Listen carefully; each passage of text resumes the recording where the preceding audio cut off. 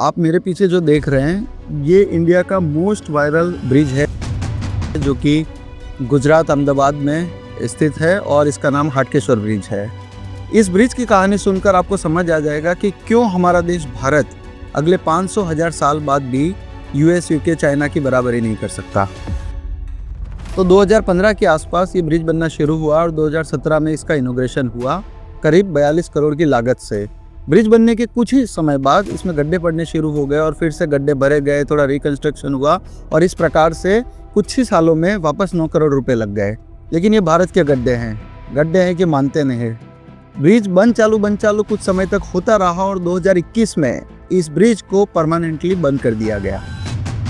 Audits और report जो कि ब्रिज बनते समय टाइम टू टाइम होने चाहिए थे, वो ब्रिज बंद होने के 1 साल बाद हुए और जब हुए तो इस ब्रिज को अनसेफ घोषित कर दिया गया और तब से लेके 2023 तक ये ब्रिज यूं ही बंद रहा। तब आसपास के लोगों ने प्रोटेस्ट किया तो सरकार ने इसको तोड़ने और रिकंस्ट्रक्शन करने का नया टेंडर 53 करोड़ का जारी किया।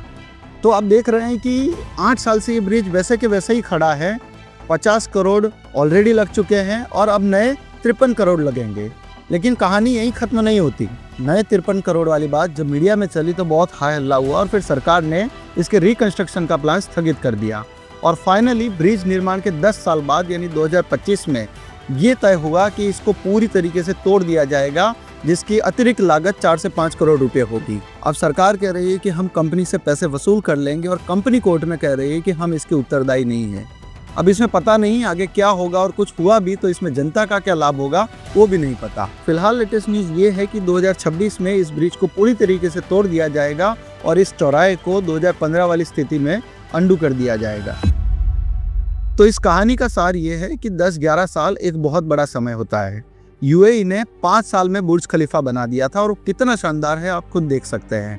यूएस ने 7 साल में वर्ल्ड ट्रेड सेंटर का रिकंस्ट्रक्शन कर दिया था और चाइना ने 7 साल में एक छोटे से गांव शेंजान को इंडस्ट्रियल सिटी बना दिया था। लेकिन हम हैं कि 10-11 साल बाद भी एक ब्रिज नहीं बना पा रहे हैं। इस ब्रिज के आसपास से करीब 5,000 लोग भी प्रतिदिन गुजरते होंगे तो उनको जो परेशानियां हुई, उनको जो अतिरिक्त समय लगा, तो उसको उत्तरदायी कौन है? इस ब्रिज के आसपास कितने ही शॉप्स हैं, कितनी ही दुकानें हैं, उनको जो आर्थिक नुकसान हुआ उसका उत्तरदायी कौन है? इस ब्रिज के आसपास कहीं अस्पताल भी है तो पिछले 10 सालों में इस ब्रिज के बनने, टूटने और वापस रिकंस्ट्रक्शन होने के कारण यदि किसी की मौत हुई तो उसका उत्तरदायी कौन है? खैर, पीड़ा बहुत है और सवाल भी बहुत है, लेकिन जवाब एक ही है कि हमारे देश में व्यक्ति और व्यक्ति के समय की कोई वैल्यू नहीं है।